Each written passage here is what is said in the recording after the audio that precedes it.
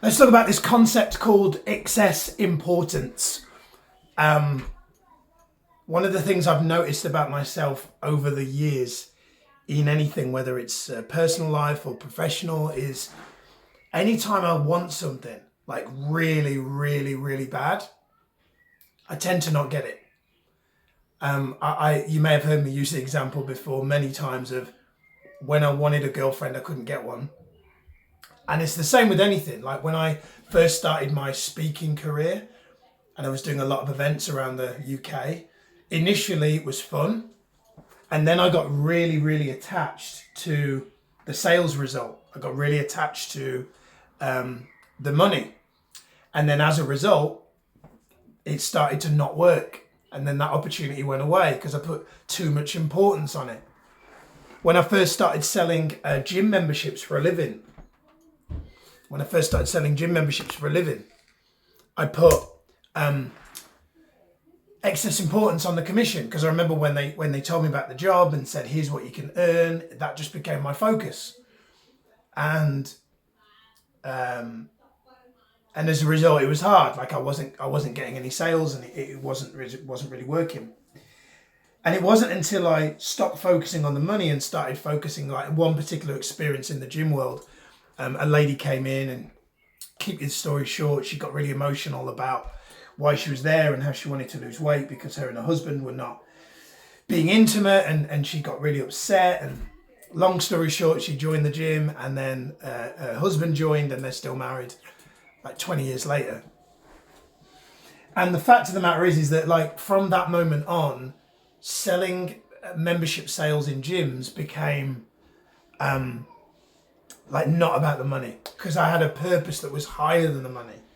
So I often in the space that I'm in the coaching space, I get a lot of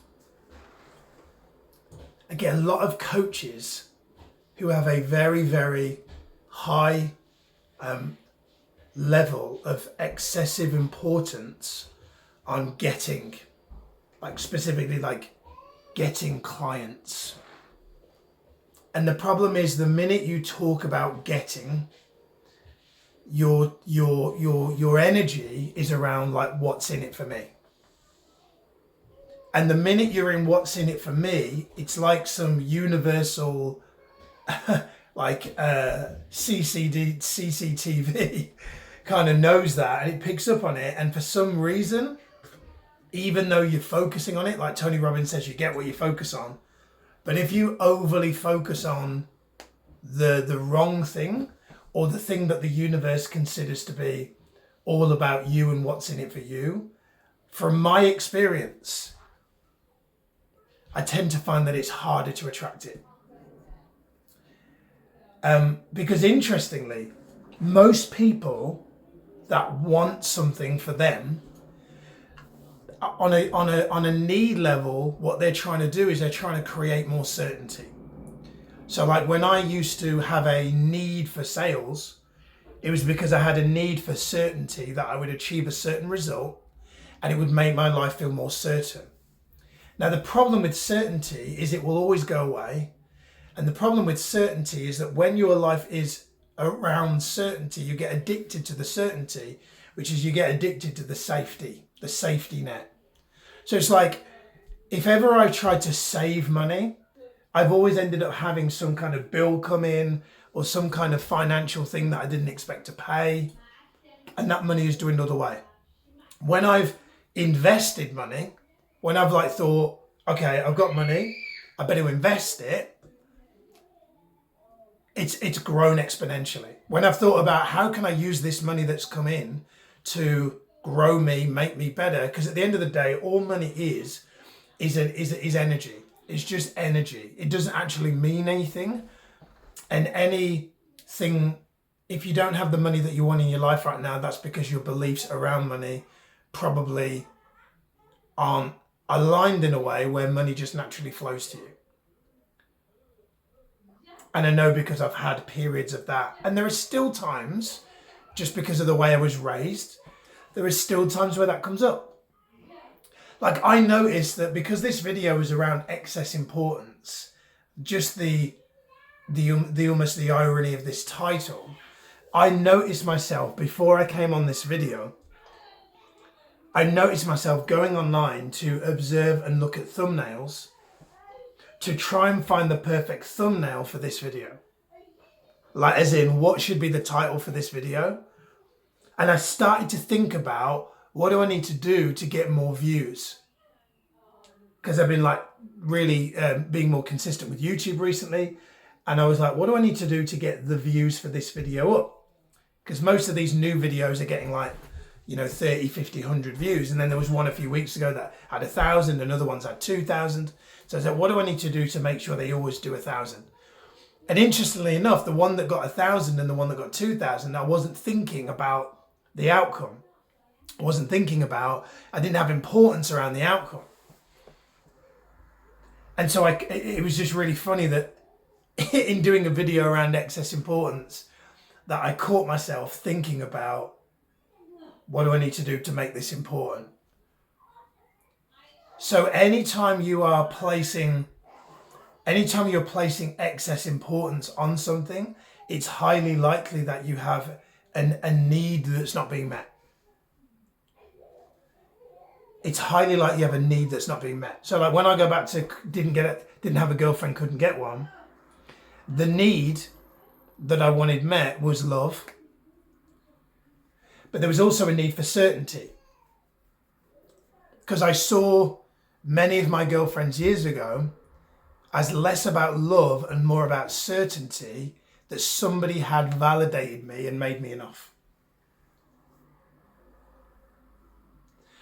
So sometimes, especially if you're here and you're in the coaching space, sometimes you've got to recognize that if you're in this, even if you're thinking, like, you've got to be really honest with yourself. Like, if you're watching this video, you have to be honest with yourself. If there's any part of your thinking, and you have to be honest with yourself, if there's any part of your thinking that is around, like, I need to, like, I got a text today from a client, and she'll remain nameless, but she's talking about her niche. Now, I've known her now for about 3 years, and all the conversation ever is about niche. She's putting too much importance on that. She's not focused on the thing that really fundamentally she should be focused on, which is just coaching. Which is just inviting people to a coaching experience. Because here's the thing, most people don't want a life coach. They don't. Most people don't want a coach.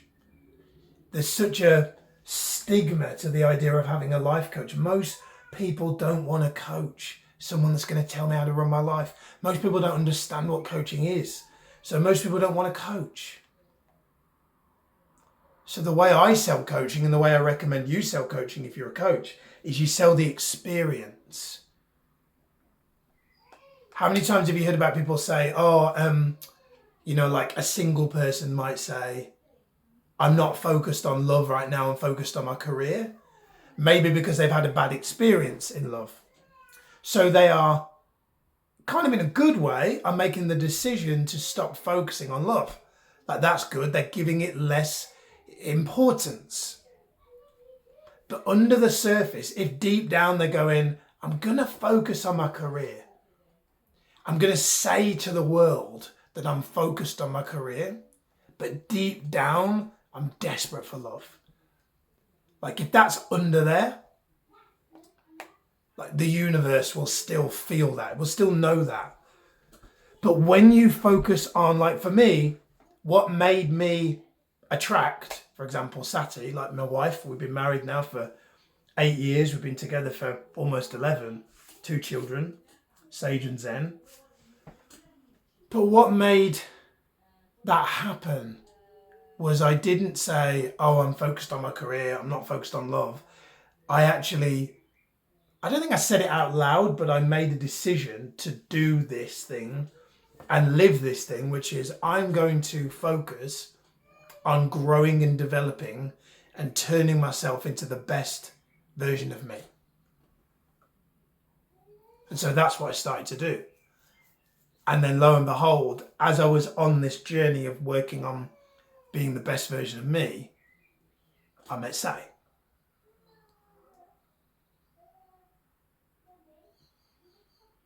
So it's like in coaching, if you're a coach, my suggestion is focus on being the best coach you can be.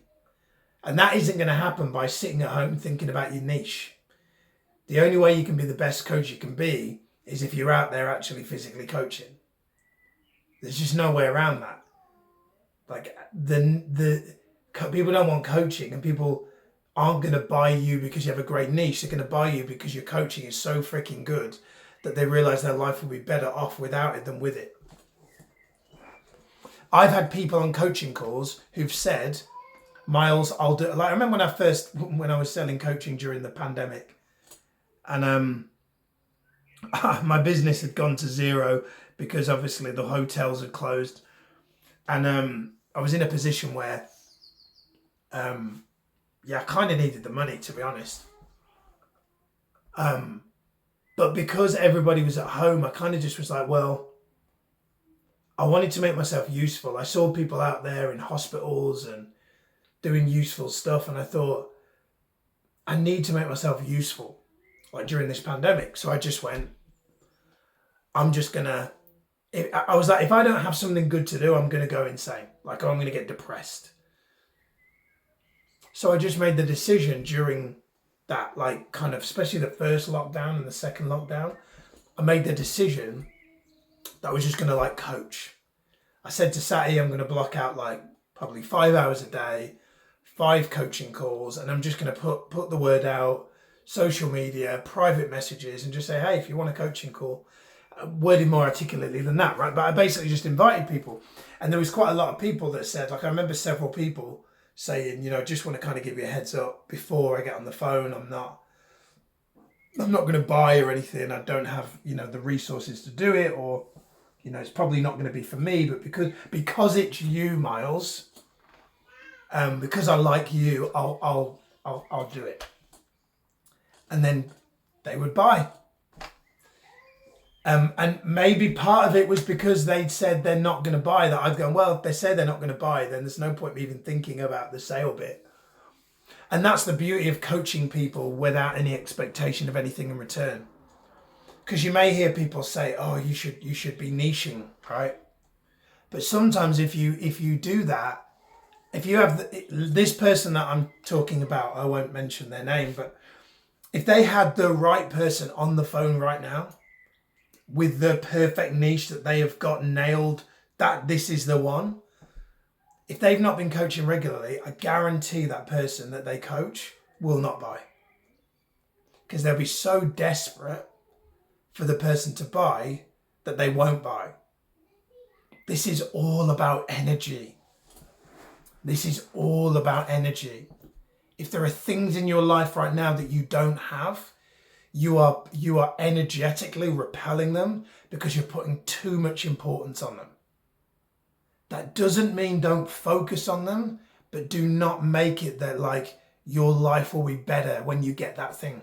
The minute you think that and even breathe that or even entertain that your life will be better when you have that thing, you're saying your life is not good now. And if your life isn't good now, then I don't mean to sound patronizing. I'm sorry if your life isn't good now. But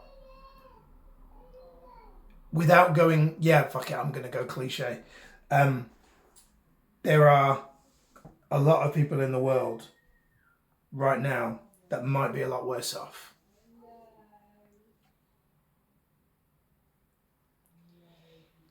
And if you're creating, like whether it's a coaching business or whatever it is, if you're creating and it's not joyful and it's like needy and stressful, then I truly believe from my own experience, the universe won't give it you, because it will just sense that you won't probably appreciate it when it arrives anyway. Anytime I've ever had this kind of excess importance, neediness on anything, I've never got it. In fact, the worst thing is when you do achieve something and then you're still not fulfilled because your emotional center wasn't regulated. Probably a video for another day.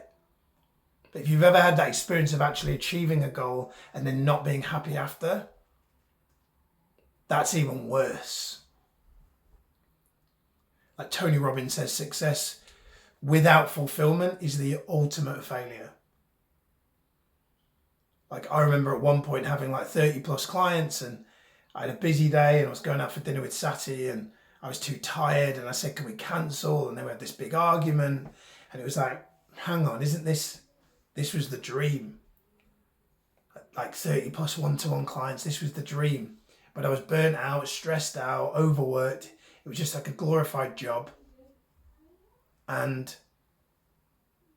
I wasn't charging high enough, and I just had no time, and Sati and I were just not great. Excess importance. So I got what I wanted, but it wasn't what I needed. So be careful what you wish for, and be really conscious of putting too much importance on anything, because when you do, I believe fundamentally it makes it harder for you to get what you want. And like I said, there's nothing wrong with wanting, but it's when you need something, when you need it. I often say to coaches, if you need income, go and get a job. Like if you don't have income, go and get a job, because that neediness will turn people away and makes it harder in the long run. Anyway, that's it for today. Hope you enjoyed the video. Let me know in the comments. I'm leaving on a real methodical note there. I'm like deep in thought. I think my mind is already wandering into mentally logging. Okay, there's another video that I'm going to create. Hope you enjoyed today's video. Let me know in the comments your thoughts and insights, what you've got out of this one. Where are you placing too much importance on something? Love to know. Feel free to message me privately. Would love to hear from you. That's it from me. See you soon. See you next time. Take care. Goodbye.